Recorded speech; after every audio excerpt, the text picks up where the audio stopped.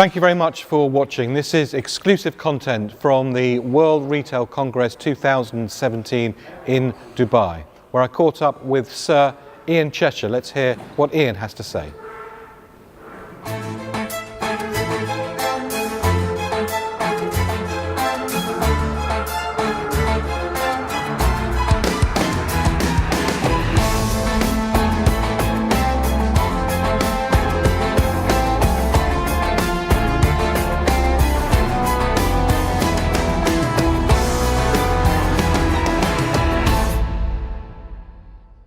Well, one of the wonderful things about the World Retail Congress is you bump into old friends and colleagues. I'm delighted that Sir Ian Cheshire has joined us.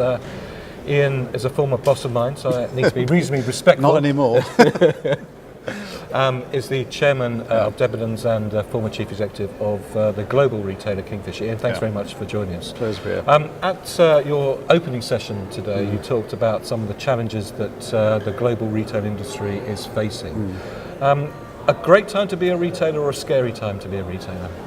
I think it's all about which end of the telescope you're looking through, and I think if you're sitting with a big established legacy retailer, it's a fairly challenging time to be a retailer because the world is changing faster, particularly with technology and e-commerce, than probably your own systems and processes can cope with. And it's all been driven by a customer that's constantly looking for newness and difference.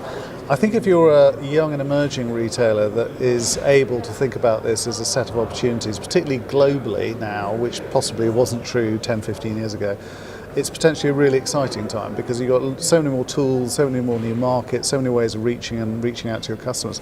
But it is putting a focus on those that are genuinely delivering difference, experience and some real value to customers, rather than those that are just distributing stuff. And that particular trade is looking very threatened. So two, I suppose, trends that are pulling in that area is big data.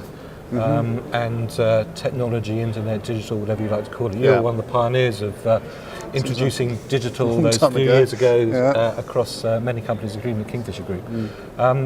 How's your initial vision of what digital would bring? Has that been realised or surpassed or not there yet? And to what extent now is also big data playing in being able to do new and different things? I think that the whole digital revolution retail has, it on one level worked out, I suppose, more or less as we thought, in that the penetration, the percent e-commerce now in the UK, 20%, was roughly where we were drawing the line. So in some senses you could argue, well, that's gone as you expected.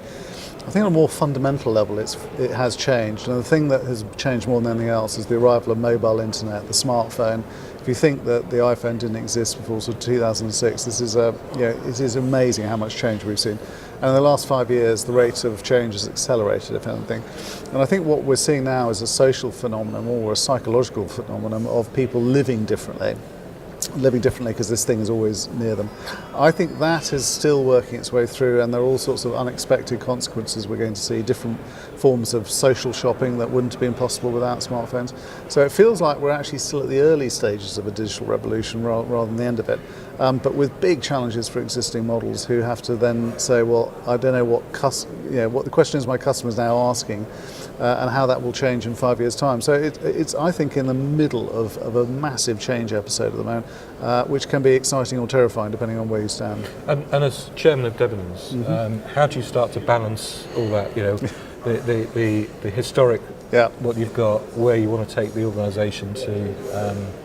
It's challenging to be able to move those pieces profitably. Well, it all starts, as ever, in my experience with you, Dave, with great people and great teams. If you put the right people together, I think that's still the overwhelming priority, no matter what the problem is you're trying to solve. I think the advantage Debenhams has got is it's a multi-category retailer, so it can look at its business and say, look, we're not just a clothing retailer, we're not just a beauty retailer, we're also an experience retailer. So it's trying to pivot the business towards where's it growing and where can we be distinctive.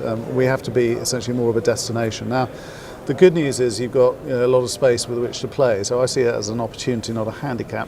The challenge is the cost of change, and so what we've really got to work out is how to prioritise the change. But I think we've got, if anything, more opportunities than not. The challenge is working out which ones to go for.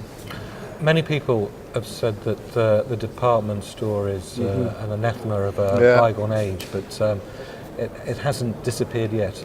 a lot of life left in it in a different form? I think 21st century department store has absolutely got a great future. It's selling experience, it's selling social shopping, it's selling the fun and pleasure of the shopping experience, which will remain, I think, as a big human driver. Where I think it's much more challenged is that, as opposed to in the past, it might have sold other people's stuff and that would be enough. It needs to add a lot more value than it did, and a lot more service. So there is a role. There's not a role for probably everyone. It's a bit more of a winner-takes-all world now. But I think for the people that are leading this, there's tremendous opportunities, and I'm absolutely convinced Debenhams will be one of those. Finally, what role do brands play, both the master brand of Debenhams and house brands, exclusive brands, manufacturers' brands in that? I think brands are absolutely key. I mean, people are using them to identify with on an emotional level, as well as a promise of quality. And I think increasingly people are buying into a relationship which is outside the product. It's the social media, it's the other elements of identification. I think if you don't have, as a retailer, your own exclusive brands, you are seriously challenged. But equally, you need some of these big, massive international brands that drive traffic that you probably couldn't create on your own, especially obviously in the beauty space, where they're very crucial to the R&D. So it's the balance of brands, and it's the right house of brands, I think, that we're trying to build now. And lastly, Ian, your stores, or physical stores, should be a beacon of excitement, as you said, of experience. You've got a lot of canvas in your stores. Do you see the stores themselves becoming much more experience related as we go on to create that difference and give people a reason to shop out as opposed to shop in? Absolutely. I mean, if all you're providing in a shop is a place to pick up product, then you're doing an Amazon job, but then possibly not as well as they do. So the stores have to be all about the customer enjoying the experience of shopping, and that can mean everything from buying your beauty as part of a makeover. It can be having a glass of prosecco with your friends. It can be browsing for stuff with your children for another gift. It doesn't really matter what it is. It's the quality of the experience that counts, and I think that is going to be the heart of the future department store.